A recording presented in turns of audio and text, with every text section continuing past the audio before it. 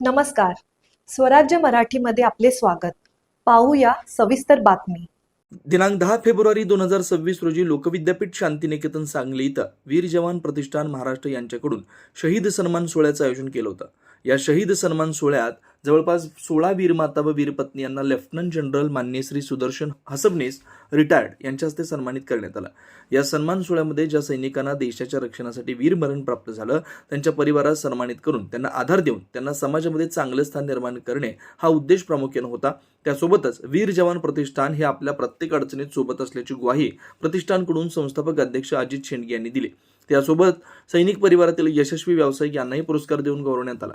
या पुरस्कार सोहळ्यासोबत वीर जवान प्रतिष्ठान महाराष्ट्र यांच्याकडून सांगली जिल्ह्यातील सर्व माजी सैनिकांसाठी त्यांच्या काही समस्या असतील त्या सोडवण्यासाठी व मार्गदर्शन करण्यासाठी जिल्हा सैनिक बोर्डाचे अधिकारी तसेच बॉम्बे इंजिनिअरिंग खडकी पुणे येथील रेकॉर्ड ऑफिसचे ऑफिसर्स आणि क्लार्क उपस्थित होते. यामध्ये बरेच माजी सैनिकांच्या समस्यांचे निराकरण करण्यात आलं. या शहीद सन्मान सोहळ्यामध्ये लेफ्टनंट जनरल सुदर्शन हसबनीस यांनी वीर माता आणि वीर पत्नींना सांगितलं की आपणास कोणत्याही समस्या अथवा अडचण असल्यास प्रतिष्ठानच्या माध्यमातून मला सांगा, त्या हमखास न्याय देण्याचं काम माझ्याकडून केलं जाईल. त्यासोबत डॉक्टर योगेश वाटारकर यांनी इस्लामपूर इथं सुरू असलेल्या त्यांच्या प्रायव्हेट हॉस्पिटलमध्ये ड्युटीवर असलेल्या सैनिकांनी त्यांच्या परिवार देत असलेल्या मोफत सुविधांचं कौतुक केलं. त्यांचा विशेष सत्कार करण्यात आला.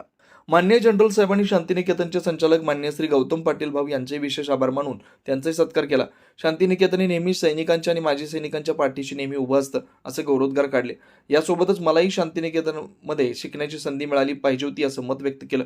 यावेळी प्रमुख वक्ते मान्य श्री नितीन चौगुले भैयू, श्री शिवप्रतिष्ठान युवा हिंदुस्थान संस्थापक अध्यक्ष मान्य श्री ॲडव्होकेट आर तात्या पाटील, माजी DYSP मान्य श्री पांडुरंग भोसले, सांगली जिल्हा समन्वय समिती अध्यक्ष श्री अजितराव खराडे, संस्थापक अध्यक्ष स्वराज उद्योग समूह मान्य श्री दत्ता चव्हाण, उद्योजक आटपाडी यांनी आपले मनोगत व्यक्त करून वीर जवान प्रतिष्ठान सांगली आणि त्यांच्या संपूर्ण टीमचं अभिनंदन करून त्यांच्या कार्याचं कौतुक केलं.